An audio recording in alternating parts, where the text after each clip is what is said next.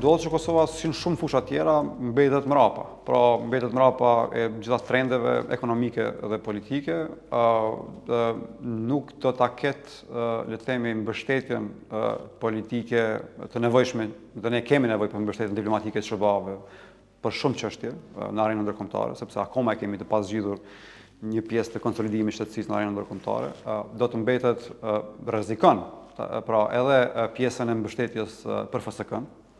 Pra, kur nuk je partner strategjik në fusha që janë strategjike për SBA-t, nuk mund të presim që SBA-t të jenë mbështetës i atyre pikave që janë strategjike për Kosovën.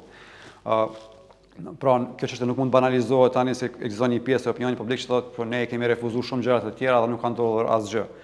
Është e vërtetë, SBA-t nuk do ta çnjohin Kosovën. SBA-t nuk do ta, domethënë akoma Kosova mbetet shtet, po Kosova mbetet shtet i cunguar, pa kapacitet energjetike dhe pa mbështetjen e nevojshme politike dhe ushtarake të SBA-ve në një moment kur ka jashtëzakonisht shumë nevojë për të dhe në një moment kur i gjithë rajoni po bëhet pjesë e kësaj arkitekture. Përfshi edhe Serbinë dhe jo vetëm me gaz, por edhe me kapacitet tjera energjetike.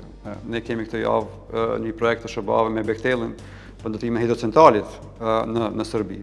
Pra, i gjithë rajoni po bëhet pjesë e kësaj arkitekture të energjisë, vetëm ne po mbetemi jashtë dhe kjo na heq, domethënë, jo vetëm mundësitë për zhvillim ekonomik, sepse energjia është thelbi i kësaj, por edhe na dobëson nga perspektiva e marrëdhënies, nivelit të marrëdhënies, cilësisë së marrëdhënies me SBA-t në temat e sigurisë dhe ato diplomatike.